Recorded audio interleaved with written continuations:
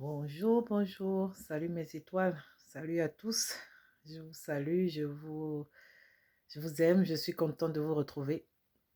Et donc aujourd'hui, je vais vous présenter mon béret que j'ai réalisé moi-même, que j'ai créé, ça fait 2 semaines que je l'ai fait. Je suis trop contente voilà, du résultat, voilà. Et donc, moi, je suis étonnée, quoi. Donc, ne laissez jamais personne vous dire que vous ne pouvez pas faire quelque chose. D'accord? Ce que vous avez envie de faire, faites-le. Essayez. Vous allez rater une fois, 2 fois, hein, 3 fois peut-être. Mais la quatrième fois, vous allez réussir. Si vous avez cette envie-là, voilà, cette passion, voilà, c'est quelque chose qui dort en vous en fait. Voilà, réveillez-vous juste et faites-le. Et donc aujourd'hui, on va parler des blessures de l'âme. Ça fait suite à la vidéo que j'ai fait sur le yin et le yang.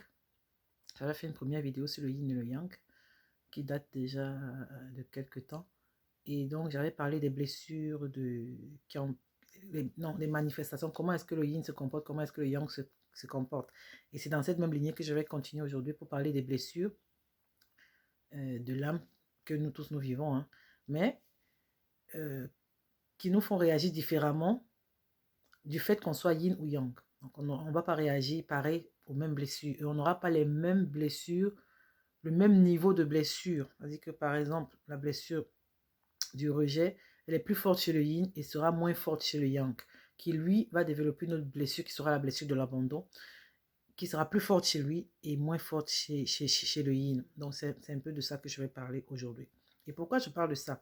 Parce que les réactions du yin ou du yang, que ce soit dans les relations de tous les jours, que ce soit dans les relations avec les parents et surtout dans la relation amoureuse, parce que le plus haut niveau de relation dans laquelle l'âme est impliquée et impactée, c'est la relation amoureuse parce on est ouvert à l'autre, on est, comme on dit, émotionnellement ouvert, émotionnellement nu devant l'autre. On partage tout avec l'autre et c'est vraiment le niveau de relation dans lequel tous les voyants émotionnels sont en alerte. Donc, donc quand je fais ces vidéos-là, ces comparaisons-là, c'est pour un peu vous montrer comment est-ce que chacun réagit aux émotions, aux actes et aux situations dans le couple, partant du point qu'il soit yin ou yang. D'accord? Donc aujourd'hui, on va parler des blessures de l'âme, comme je disais, et il y en a 5. La première blessure, c'est la blessure du rejet. La deuxième, c'est la blessure de l'abandon. La troisième, c'est la blessure de l'injustice. La quatrième, c'est la blessure, après l'injustice, la blessure de la trahison. D'accord? Et puis la dernière, c'est la blessure de l'humiliation. Donc cette dernière blessure est un peu... Nous ne la vivons pas tous, mais les 4 premières blessures, on la vit tous à un moment donné de notre vie. Maintenant, à des échelles différentes, à des intensités différentes et avec des réactions différentes. Donc je vais commencer par la blessure du rejet. C'est la première blessure de façon chronologique parce que c'est une blessure que l'enfant, qui est aujourd'hui adulte, hein, mais il était enfant avant. Donc l'enfant, il ressent cette blessure quand il est tout petit, encore dans le ventre. Il suffit que vous, quand vous étiez dans le ventre de votre mère, il suffit que votre maman s'est inquiétée peut-être que ah ben, je suis peut-être trop jeune, comment je vais faire avec cet enfant qui est dans mon ventre, comment je vais... Elle se plaignait peut-être comment je vais faire pour m'en sortir, ou que vos deux parents se plaignaient que mais comment on va faire pour être parents, parce que c'est la première fois, hein, c'est normal, ils n'ont jamais été parents avant, donc c'est une situation un peu aussi soudaine et nouvelle pour eux. Il suffit qu'ils en parlent régulièrement pendant que vous êtes dans le ventre, vous étiez dans le ventre. Et quand peut-être vous êtes aussi né, que c'était un peu difficile pour eux de s'adapter voilà, à la vie de parents et tout et tout. Et que pendant les premières années de votre vie, vous ayez entendu comment les parents disaient souvent ces choses-là. Ça suffit pour que l'enfant, en grandissant, même étant enfant déjà, comprennent et interprètent. Même pas, c'est pas souvent ce que les parents vivent réellement. C'est pas que ils ne veulent pas vous accueillir, non. Mais l'enfant va interpréter qu'il est mal accueilli, qu'il n'est pas désiré, qu'il n'est pas aimé et qu'il n'est pas choisi. Surtout ça. Et l'enfant grandit comme ça, en se disant, ben, je suis un fardeau pour mes parents, je ne suis rien pour eux, je ne vaux rien. Voilà, voilà. Et ça blesse, c'est la blessure qui fait le plus mal, la blessure de rejet. Parce qu'on vous rejette pour qui vous êtes, pas pour ce que vous avez fait. C'est pas parce que vous avez fait quelque chose de mal, l'enfant n'a rien fait de mal pour lui. Voilà. C'est pas qu'il a fait une bêtise et puis il est puni, et puis il n'est pas choisi par rapport à la bêtise ou bien par rapport à ce qu'il a fait de mal. Mais c'est juste parce qu'il est là, parce qu'il est arrivé. Voilà, on n'était pas prêt à accueillir un enfant, ou bien on n'est pas assez, on n'est jamais assez préparé à être parent, hein. Donc tous les parents sont passés par des hauts et des bas. Et le fait qu'ils aient manifesté ça, ah, comment on va faire avec l'enfant? Ah, s'il n'y avait pas l'enfant, on se serait en sorti, mais avec l'enfant, il y a plus de dépenses, il y a plus de besoins. Mon enfant ressent que il est un fardeau, voilà, qu'il n'est pas, il n'est pas aimé là où il est, il, il est rejeté, il se sent rejeté. Et il va grandir avec ça. Et, et c'est souvent avec le parent du même sexe. Ça arrive souvent avec le parent du même sexe. C'est-à-dire, si vous êtes une femme, ça va peut-être arriver avec votre maman. Vous allez sentir que votre maman vous rejette, qu'elle ne vous aime pas juste parce que vous êtes, voilà, pas parce que vous avez fait quelque chose. Si vous êtes un homme, ça va être parfois avec votre parent, papa. Donc avec les parents du même sexe, il y a souvent cette relation de rejet que l'enfant ressent, qu'il interprète en lui et qu'il vit comme ça en grandissant. Et donc, ça prend du temps pour pouvoir guérir après cette blessure. Et tant qu'elle n'est pas guérie, c'est quelqu'un qui va être fouillant. En grandissant, parce qu'il a cette blessure de rejet, il va souvent se cacher. Il va pas pouvoir affronter la vie. Parce que pour lui, il n'est pas assez, il n'est rien, comme il dit, il ne vaut rien en fait. Le rejet, c'est la blessure qui, vous, qui vous fait croire en vous-même que vous ne valez rien. Vous n'êtes pas à la hauteur. D'accord? Ça va être quelqu'un qui va fuir toute sa vie. Même dans la relation amoureuse. Quand il va falloir, par exemple, euh, mettre fin à une relation, c'est-à-dire s'asseoir et dire que bon, on a une relation, n'importe quelle relation, hein, vous allez voir ces gens qui fuient. Ou qui ils vont dire que la relation est finie par téléphone. Ou ils vont envoyer un mail, un SMS. Il ne va pas pouvoir affronter la personne en face pour lui dire des choses que vraiment on est arrivé au bout de la relation, on a essayé de faire, si on a essayé de faire ça, ça ne va pas, ils vont toujours se cacher. Même dans les conflits avec des camarades de classe ou avec des collègues, ils sont un peu fuyants, ils n'arrivent pas à affronter, voilà, même quand ils ont raison, hein, ils vont se cacher, ils vont fuir, d'accord? Et donc, comment est-ce que on arrive à détecter ce genre de... Et c'est souvent les yin qui ont cette blessure-là, d'accord? Elle est plus forte. Tout le monde a cette blessure, comme j'ai dit. On passe tous par les 4 blessures que je vais dire. Mais le yin, la blessure qui retentit le plus chez lui, c'est la blessure de rejet. La blessure de rejet. Et donc, comment il va manifester ça? Il va manifester ça par le fait qu'il va vouloir en faire plus. Il va toujours vouloir en faire plus. Donc, il se dit qu'en faisant beaucoup trop, en aimant trop les gens, en donnant trop, on va peut-être l'aimer. On va peut-être l'accepter. Peut-être ils vont voir que je vaux quelque chose quand même. En travaillant beaucoup. Vous voyez, c'est quelqu'un qui va toujours être actif, toujours être occupé. Pas parce qu'il a, pas toujours parce il a envie de faire des choses, mais c'est parce que il a ce besoin-là de prouver que je vaux quelque chose, je suis quelqu'un. Voilà. Donc, ça se manifeste un peu souvent comme ça. D'accord. Maintenant, la deuxième blessure donc, que je vais aborder, c'est la blessure de l'abandon. La blessure de l'abandon, c'est lorsque l'enfant a été abandonné, ça peut être physiquement, que vraiment il a été abandonné par un des parents. Ce sont avec le parent du sexe opposé. Soit c'est l'abandon vrai, physique, réel, soit aussi, parfois c'est pas l'abandon, mais le parent est dans la maison comme s'il n'était pas dans la maison. Vous savez, vous pouvez avoir un parent vous avez deux parents, le père et la mère, mais dans la maison, parfois c'est seulement le père qui, euh, qui prend toutes les décisions, qui punit, qui donne toutes les punitions, qui prend toutes les décisions, voilà. Et donc l'enfant, lorsqu'il est par exemple peut-être rejeté par son père ou puni par son père ou parfois maltraité par son père, il s'attend à ce que sa maman le protège. Il s'attend à ce que sa maman intervienne un peu pour dire au papa, ah non, là quand même, voilà, assez quand même, assez, c'est trop, arrête. Non, mais la maman est passive. Elle est passive. Donc, il sent, pour lui, il interprète ça comme un abandon de la part de sa mère. C'est-à-dire, mon papa m'a maltraité peut-être, ou il m'a rejeté, ou il m'a fait subir des sévices et tout. Mais ma maman était là, elle n'a rien dit. Donc elle m'a abandonné entre les mains de mon papa, quoi, de mon bourreau. Et l'enfant, il vit ça vraiment comme un vrai abandon. Et ça peut être l'inverse, que peut-être dans la maison, c'est la maman qui prend toutes les décisions, voilà, qui décide de tout sur l'enfant, ce que l'enfant doit faire ou pas, et parfois peut-être abuse des décisions, voilà, dans certaines situations. Et l'enfant s'attend à ce que son papa réagisse, le soutienne, le protège, parce que l'enfant, il est petit, il a besoin de protection. Et donc, il se rend compte que le papa, non, passif, il accepte tout ce que sa femme a dit, il accepte tout ce que la maman a dit, et l'enfant, il vit ça comme un abandon. D'accord? Et donc, ce genre d'enfant, c'est souvent les Yang qui vont beaucoup avoir cette blessure forte en eux. Et ça va se manifester comment? Ils vont être dépendants. Ils vont être dépendants. Ils ne vont pas être fouillants comme les Yin. Eux, ils vont être dépendants. Ils vont être tellement attachés aux partenaires qu'ils vont avoir dans la vie. Oui, à leur époux ou à leur épouse. C'est-à-dire, quand vous épousez un Yang, il est dépendant de vous. Il est tellement attaché à vous qu'il n'arrive pas à vivre seul. C'est-à-dire, pour lui-même s'aimer, il a besoin que vous l'aimez d'abord. Il doit se rassurer que on l'aime, c'est-à-dire son conjoint l'aime, ou sa conjointe l'aime, pour que lui-même il s'aime. Il n'arrive pas à s'aimer.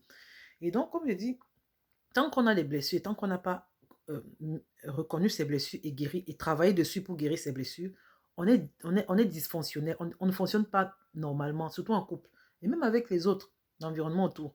On fonctionne, c'est-à-dire il y aura des excès, il y aura des abus, il y aura des sauts d'humeur, il y aura beaucoup de choses qui font qu'on n'est pas épanoui, on n'est pas à l'aise, d'accord, dans les relations avec les autres. Donc, il va être dépendant, il va être contrôleur. Il va contrôler. C'est le genre qui il est prêt à tout pour garder sa femme ou son mari. Voilà. Il contrôle. Est-ce que tu es parti à quelle heure? Tu es rentré à quelle heure? Tu as vu qui? Tu as parlé avec qui? Il va mettre les gardiens derrière vous. Comment on dit ça? Pas les agents secrets. Comment on dit ça? Euh, les gens qui espionnent les conjoints, là, les couples. Il a dit, il va vous surveiller votre téléphone. Parce qu'il est dépendant. Il a peur de vous perdre. Il a peur que vous l'abandonniez. Donc, comme il a vécu l'abandon là, dans l'enfance, toute sa vie là, ça va le suivre. Et tant qu'il n'a pas compris que c'est ce que j'ai vécu, c'est parce que, et qu'il ne travaille pas dessus pour guérir, parce qu'il y a tout un travail à faire. Il va falloir qu'il pardonne son parent qui a fait ci, il va falloir qu'il reprenne. Il y a tellement d'étapes qu'il doit traverser et travailler dessus pour pouvoir en guérir et pour pouvoir vivre en couple normalement. Mais comme il ne sait pas, pour lui c'est toujours, ah non, c'est ma compagne c'est sûr qu'elle veut me tromper, c'est sûr qu'elle veut m'abandonner, c'est sûr qu'elle veut... Voilà, c'est toujours l'autre. C'est toujours l'autre. Pareil pour le yin. Tant qu'il n'a pas compris, il va toujours fuir. Il ne va jamais affronter. Il va toujours fuir. Ah, c'est de la faute des autres, c'est parce qu'ils ne m'aiment pas, ils ne m'aiment pas. Malgré tout ce que je fais, ils ne reconnaissent pas. Parce que. D'accord? On ne prend jamais la responsabilité de ses propres erreurs. D'accord? On accuse celui des autres.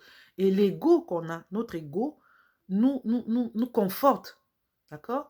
Nous aide nous console en nous disant oui, c'est vrai, c'est les autres, c'est pas toi. Toi, tu es bien, c'est les autres qui ne sont pas corrects.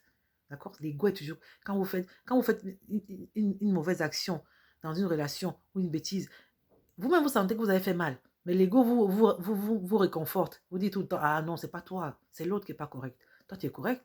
Voilà, voilà. Et tu te consoles dans ça. Et tu restes dans ça. Et les mêmes situations vont se répéter jusqu'à ce que tu comprennes. Jusqu'à ce que tu acceptes ta situation et que tu acceptes de travailler dessus pour pouvoir en guérir, pour pouvoir devenir meilleur. D'accord? Et donc, ça fait que les mêmes situations vont se répéter. Vous allez voir les gens qui vont vivre les mêmes situations de vie. C'est-à-dire, il va vivre avec telle personne 1 année, 2 années, ça va se terminer pareil. Il va rencontrer quelqu'un d'autre. Toujours ce même type de personne qu'il rencontre, euh, euh, qui va le traiter, c'est-à-dire, par exemple, le dépendant, le yang, avec la blessure d'abandon. C'est quelqu'un qui est prêt à accepter tout dans une relation. Il est prêt à accepter des violences, qu'on le frappe, qu'on la frappe. Elle est prête à accepter des abus. Elle est prête à accepter tout type de traitement, je ne sais même pas. C'est-à-dire, euh, des sévices, des choses vraiment ignobles qu'on ne peut pas accepter. L'inacceptable, elle va accepter parce qu'elle est dépendante, parce qu'elle a besoin d'être accrochée à cet homme ou à cette femme. Il a besoin. C'est-à-dire, c'est-à-dire, pour lui, c'est comme si on l'abandonne, il va mourir. Ah, il va mourir. Donc, ils disent même souvent ça, ah, si tu me laisses, je vais mourir. Et il y en a qui se suicident bêtement comme ça. Oui, parce que, oh, j'ai été trahi, oh, tellement abandonné, et le goumen, c'est-à-dire la douleur amoureuse. Ils vont se suicider comme ça, pour rien comme ça. C'est-à-dire que tu es venu sur la vie, sur la terre pour expérimenter, pour remplir ta mission. D'accord? Tu ne dois pas être attaché à quelqu'un tellement. C'est qu'il y a un dysfonctionnement. C'est-à-dire qu'il y a un problème. C'est-à-dire que la relation, c'est bien, on s'aime, mais on doit pouvoir chacun avoir, voilà, son espace, quoi. Parfois même se séparer un peu, se remettre ensemble. Tu as dit séparer, c'est dit pas, voilà. Mais en l'absence de l'autre, il ne faut pas paniquer. Quelqu'un qui panique en l'absence de son conjoint ou de son autre ou de son, voilà, son partenaire, il y a un problème, il y a un dysfonctionnement. Il faut savoir, il faut pouvoir détecter c'est quoi, qu'est-ce qui me cause, pourquoi je réagis comme ça. Voilà, se faire aider si on ne peut pas le faire tout seul. La troisième blessure dont je vais parler ici, c'est la blessure de l'injustice. La blessure de l'injustice. Cette blessure-là, c'est la blessure qui est vécue par quelqu'un qui déjà est rejeté. Les gens qui ont la blessure d'injustice ont souvent déjà la blessure de rejet. Et en fait, ils réagissent par rapport à la blessure de rejet. Ils résistent. Ils disent, mais pourquoi est-ce qu'on me rejette pour rien? C'est pas juste. C'est pas juste. J'ai rien fait. Et c'est l'enfant, souvent entre 4 et 6 ans, c'est souvent dans ces eaux-là, dans ces âges-là. C'est-à-dire, il s'est peut-être bagarré avec son copain. Et c'est son copain qui l'a provoqué en premier. Sauf que quand l'institutrice vient, la maîtresse ou le maître ou l'animateur, il va dire, il va séparer la bagarre et il va donner tort à l'enfant. Pourtant, c'est l'autre qui l'a provoqué en premier. Et qui l'a frappé en premier. Ou bien qui lui a fait mal en premier. Donc oui, pour lui, il a réagi. Pour lui, c'est normal. Or, c'est lui à la fin qui est puni. Donc pour lui, il voit que c'est pas juste. Et il va crier, il va faire une crise par rapport à ça. Et ça, c'est un exemple seulement. Hein. Et puis après, en grandissant, ça va se répéter. Même au lieu de service, une situation va arriver, c'est quelqu'un d'autre qui l'a manipulé, qui a menti sur lui. À la fin, c'est lui qu'on accuse. C'est pas juste, c'est pas juste. Et l'enfant, dès l'enfance, quand il vit ce genre de blessure, il crie un grand non, non, non, c'est pas juste, non. Et il va réagir face à ça. Il va réagir face à ça. Et ça va le rendre rigide. Un enfant comme ça, où il va devenir rebelle. C'est ça aussi parfois. Les enfants comme ça, qui ont cette blessure d'injustice, c'est-à-dire qu'ils résistent au fait qu'ils soient rejetés. Ils résistent. Ils disent non, je ne vais pas accepter qu'on me rejette pour rien. Parce que moi, ce n'est pas moi qui ai tort. Dans cette affaire, ce n'est pas moi qui avais tort. Pourquoi est-ce que personne ne comprend que je n'ai pas tort? Pourquoi est-ce que des personnes n'acceptent que c'est l'autre que moi, j'avais raison? Vous voyez? C'est pas juste. C'est injuste. C'est injuste. Et donc, ils résistent. Ça va le rendre soit rigide, soit rebelle. Rebelle, c'est que l'enfant va commencer à faire tout ce que le parent lui interdit de faire, ou tout ce que la maîtresse interdit de faire, il va faire. Voilà. Il s'en fout.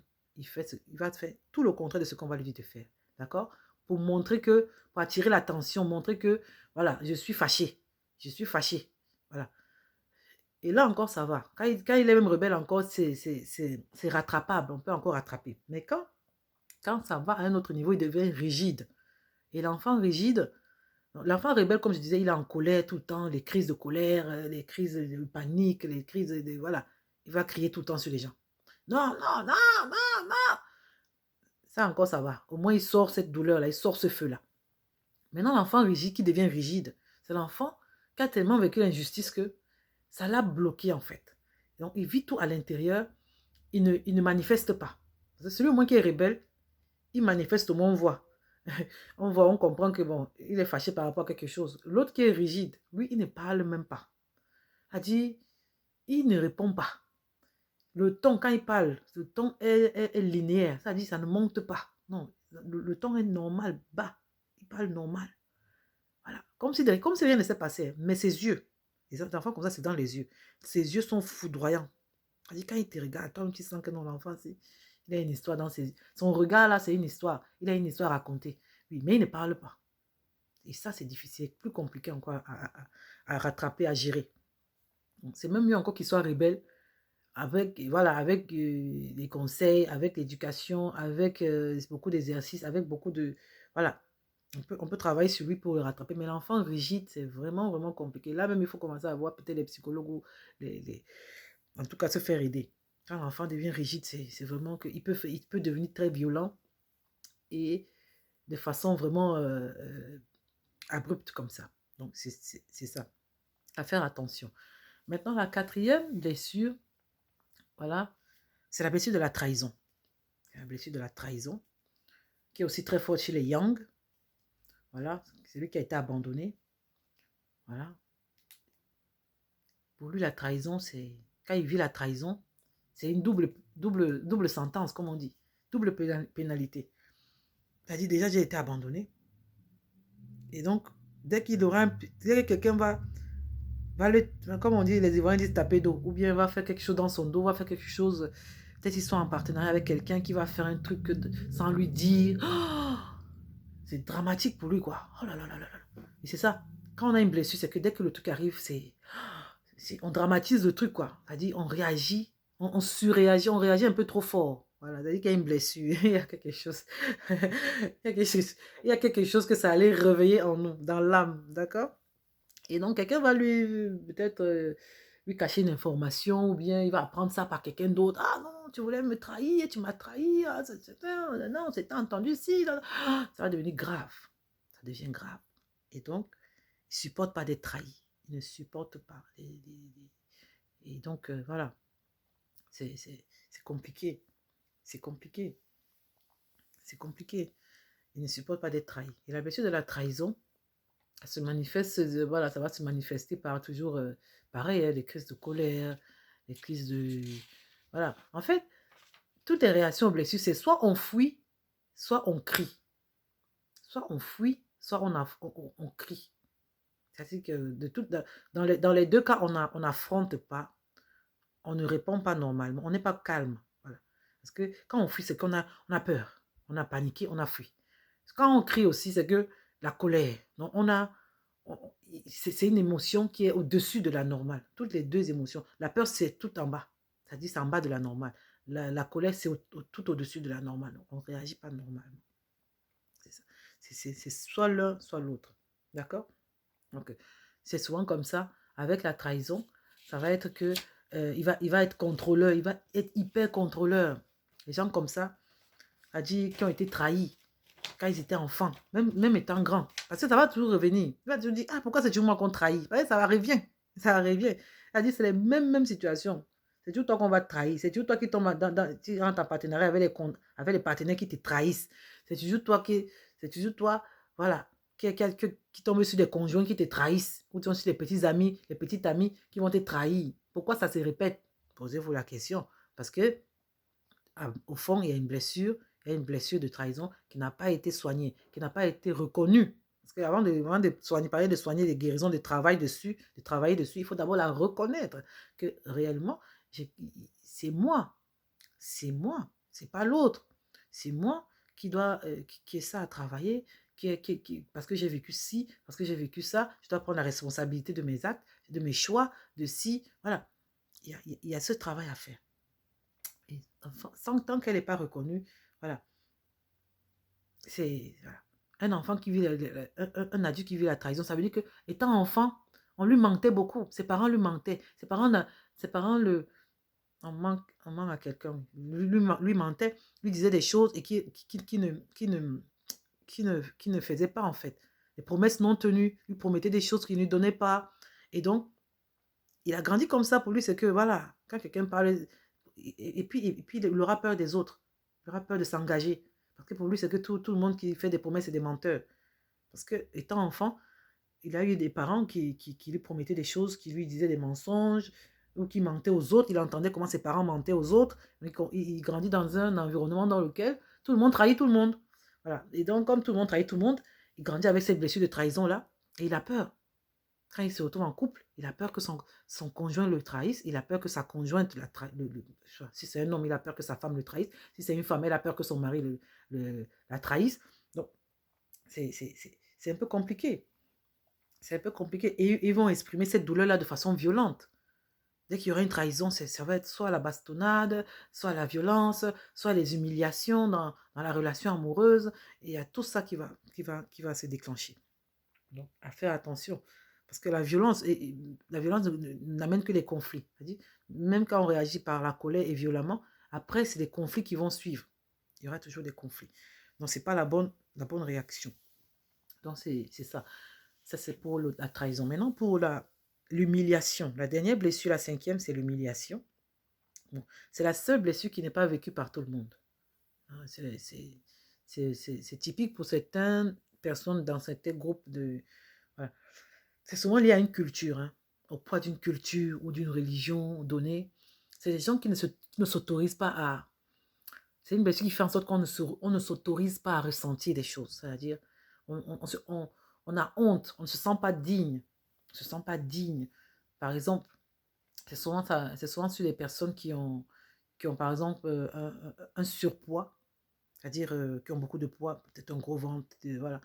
Ils vont parfois, des gens comme ça, ils mangent beaucoup, mais ils se cachent pour manger. C'est-à-dire, ils n'assument pas le fait qu'ils puissent manger. Pour lui, il est indigne parce qu'il a du poids, il se sent humilié, ou peut-être par rapport à une culture qu'il a interdit. Parce qu'il y a des gens, par exemple, qui sont mariés, mais même pour faire l'amour avec leur femme, ils doivent se cacher. Ils n'arrivent pas, ils ne s'autorisent pas à faire l'amour avec sa femme. Ils ne s'autorisent pas à ressentir certains désirs, certains plaisirs. Parce que, oh, dans ma culture, il ne faut pas faire ci, il ne faut pas faire ça. Ou dans ma religion, c'est interdit de faire ci, de faire ça. Donc pour eux, c'est comme si Dieu est... Il y a un œil accusateur, un regard accusateur. Ça peut être Dieu, ça peut être la culture, ça peut être la religion, ça peut être les traditions. C'est-à-dire que même dans le noir, ils ont l'impression qu'il y a quelqu'un qui est en train de les regarder pour voir s'ils vont... Pas pécher forcément, hein, mais parce que faire l'amour avec sa femme, c'est pas un péché. Mais il y en a qui voient encore que c'est sale. Voilà. Oui, oui. Faut se dire la vérité. Il y en a qui voient que c'est sale. Que de faire l'amour avec ta femme, ton épouse que tu as épousée. Tu te caches, tu t'éteins la lumière, voilà. Il y a tout ça. Donc, il se sent humilié. Oui. C'est-à-dire que si il a en train de faire l'amour là même, il a honte même. Voilà. Donc, il s'autorise pas à ressentir les choses. Ça, c'est la blessure d'humiliation. C'est ça. C'est ça. Et il y a des gens qui vivent ça. Voilà. Voilà. Des gens en surpoids. Voilà, peut-être pour faire ci, pour faire ça. Quand quelqu'un est en surpoids, pour mettre son maillot de bain à la plage. Et il souffre de blessures d'humiliation. Hein. C'est-à-dire même, il ne sait pas comment il va s'habiller. Tout le monde va le regarder. Comment je vais faire comme ça, si je m'habille comme ça à la plage. Comment je vais mettre mon maillot de bain avec les bourrelets que j'ai. Avec les cuisses comme ça. Hein. C'est ça. C'est ça. D'accord? La guérison commence par l'acceptation de soi. Ça, c'est peut-être, je vais faire une autre vidéo dessus pour parler des guérisons, des chemins de guérison. D'accord? Ça commence par déjà l'acceptation de soi. Je suis comme ça. Qui suis-je? Qu'est-ce que je suis venu pour accomplir? Qu'est-ce que j'ai vécu? Reconnaître ce qu'on a vécu. C'est pas mauvais. Chacun est venu pour expérimenter. Sur la terre, on est venu pour expérimenter tout ce qu'on doit expérimenter. Tout. On ne doit rien laisser avant de partir. Donc, j'ai vécu ça, j'ai vécu ça, j'ai vécu ça. C'est ma vie. C'est pas qu'elle est bonne ou mauvaise. Non, c'est ma vie. Et c'est comme ça. C'est ça qui me fait. C'est ça qui fait de moi qui je suis. Les parents que j'ai eus, c'est pas que c'est bon ou mauvais. Oh non, les autres ont les meilleurs parents que moi. Non, non, non, ça n'a rien à voir. Mais c'est les miens. Je les ai eus, mes parents. Ils sont comme ça. Ils étaient comme ça. C'est comme ça qu'ils devaient être. Ils ont été comme ça. C'est comme ça. Ils ont fait avec ce qu'ils pouvaient. Aussi, eux aussi, ils avaient leurs blessures à eux. Ils ont eu aussi leur parcours à eux, qui n'était pas facile, leur chemin de vie à eux, avant de se rencontrer, chacun de son côté. Quand ils se sont mis ensemble, ils ont vécu aussi ça, ils ont vécu ci, qui a permis ci, qui n'a pas permis ça. Bon, tout ça, il faut pouvoir accepter, oui, pour avancer. Parce que le déni, le déni va vous garder dans les mêmes blessures et dans les mêmes répétitions de situations.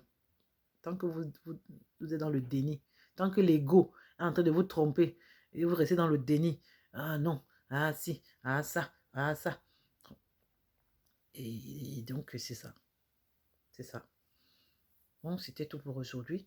Je vais quand même remercier, j'ai oublié son nom, mais il y a un abonné, suite à la dernière vidéo que j'ai fait sur les yin et les yang, il m'a écrit pour me dire que, il y a d'autres qui ont écrit, ah, l'autre disait, ah, moi je suis yin, ah, moi je suis yang. Et lui, il a écrit pour dire que il est à la fois yin et yang. Et ça m'a plu. Je me disais, il faut que je lui fasse un coucou. Et pour lui dire bravo, parce que c'est ça, c'est ça, c'est ça la finalité. Et quelqu'un comme ça, quand il m'écrit, je sais qu'il a déjà eu un bon parcours de vie. Il est en plein, soit dans son chemin d'éveil, soit il a déjà fini ses guérisons. Parce qu'à la fin, pas de votre vie, même oui, de votre vie, vous êtes censé arriver à un équilibre entre yin et yang. Vous êtes censé être les deux. Parce que quand vous êtes plus yin, vous êtes dysfonctionnel. Parce que nous tous, on a le yin et le yang en nous. D'accord? Et il faut pouvoir équilibrer le yin et le yang une fois qu'on a fini de guérir ses blessures. Et on arrive, hein, c'est faisable, rien n'est impossible. Parce qu'il y a des gens qui l'ont déjà fait, il y a d'autres qui sont sur le chemin. Moi-même, je suis encore au chemin. Mais on arrive quelque part, on va quelque part. Et donc, c'est équilibrer le yin et le yang. Et quand quelqu'un comme ça me dit que lui, il a en même temps yin et yang, je comprends que c'est quelqu'un qui il peut pas être, il peut pas avoir moins de la trentaine. Il doit avoir minimum la trentaine et peut-être même vers 40, 50. D'accord? Parce que plus on est jeune, plus on n'a pas encore travaillé bien vraiment sur ce qu'on doit travailler. Et donc, et j'étais très contente de son message. Voilà, je voulais lui faire un coucou. C'est bien, c'est bien. Ça prouve que c'est possible. D'accord? Si vous êtes encore dans un type de catégorie, ne vous découragez pas, ne vous dites pas que non, non, non. En travaillant sur vous, en reconnaissant, en acceptant, en avançant sur le chemin de guérison, d'éveil. D'accord? Il y a beaucoup de choses à faire. Il y a le développement personnel, il y a la spiritualité, il y a la prière, il y a... Voilà. C'est pas qu'une seule chose à faire. Il y a plein d'outils de travail pour, voilà, pour évoluer émotionnellement, mentalement, physiquement. Voilà, il y a l'alimentation, voilà, la méditation, la spiritualité, la prière. Voilà, il y a beaucoup de choses. Il y a beaucoup de choses. Sur ce, je vais vous laisser. Que Dieu vous bénisse et puis on se revoit à la prochaine vidéo. Bisous, bisous.